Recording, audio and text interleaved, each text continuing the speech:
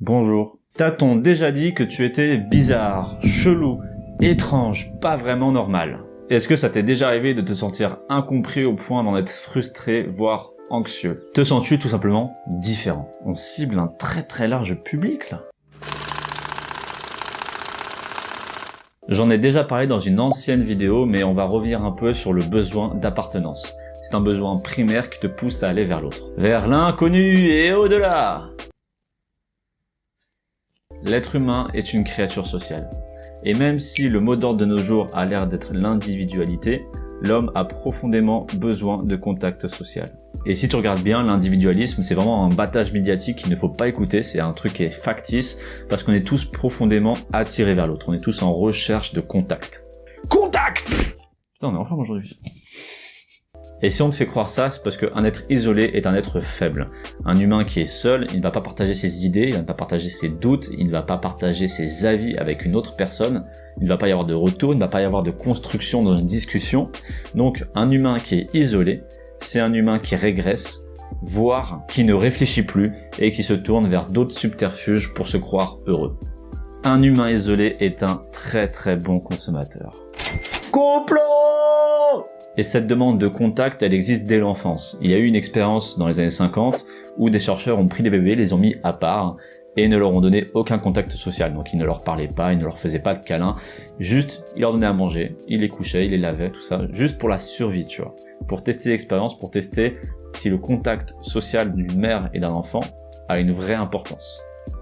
Résultat, petit spoil, ils sont tous morts. Et au final, c'est dans nos gènes. On a évolué de tribu à civilisation. Mais toujours est-il qu'un être qui était seul avait plus de chances de mourir de son environnement ou de son isolement, que ça soit avec les prédateurs, le froid ou tout simplement les maladies. Aujourd'hui, on parle plus de mort sociale. Voilà un bref résumé du besoin d'appartenance. Revenons à nos moutons. Tu es bizarre. C'est du moins l'idée qu'on se fait de toi. On va quand même décortiquer un peu le problème.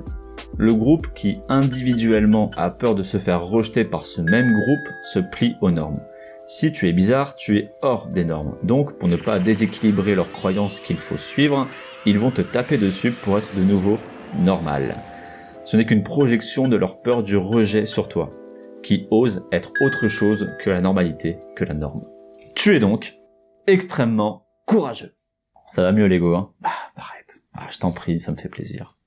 Tu veux me remercier? Vas-y, mets un pouce bleu, commente, partage, t'inquiète, ça reste entre toi et moi. Arrête. Maintenant, la chose importante à comprendre, c'est que personne n'est unique. T'es en train de leur dire que tout ce qu'on nous raconte, c'est faux? Qu'on n'est pas les héros de notre vie?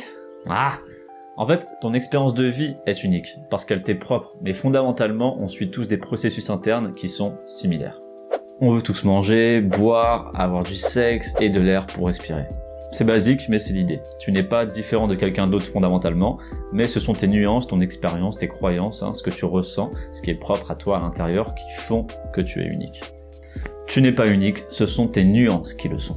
Si je t'explique ton côté non exceptionnel, c'est pour comprendre que des gens comme toi, il y en a des tas. Même des gros tas. Il suffit juste de chercher et d'avoir le courage de remettre son entourage en question. Si ton entourage te rejette ou qu'il est nocif d'une manière ou d'une autre, n'aie pas peur et débarrasse-toi de ton entourage. Tu trouveras toujours des gens qui auront la même façon de vivre que toi, la même vision de vie. Et c'est pour ça que les groupes sociaux existent. Avant, les gens se regroupaient autour d'un point d'eau pour s'abreuver. Maintenant, les gens se regroupent autour d'une idée pour se comprendre.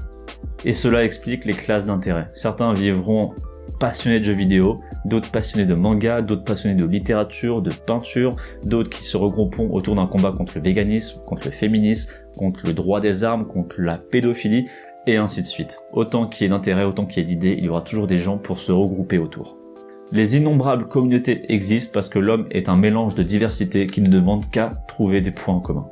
Que ça soit Harry Potter, Star Wars, le nazisme, le bouddhisme, les gilets jaunes, tout ça ce sont des rassemblements fixant le même objectif.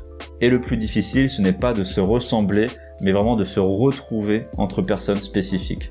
Et c'est de là que naissent des vraies amitiés, c'est dans ces moments-là qu'on a l'impression qu'il y a une connexion entre les gens. Je viens de vous parler du besoin d'appartenance, du besoin de s'entourer des autres. La prochaine fois, je vous parlerai de l'importance primordiale, capitale, incroyable de la solitude, malgré tout ce que je viens de dire. Et je vais finir avec une citation d'Albert Camus. Être différent n'est ni une bonne chose ni une mauvaise chose, cela signifie que vous êtes suffisamment courageux pour être vous-même.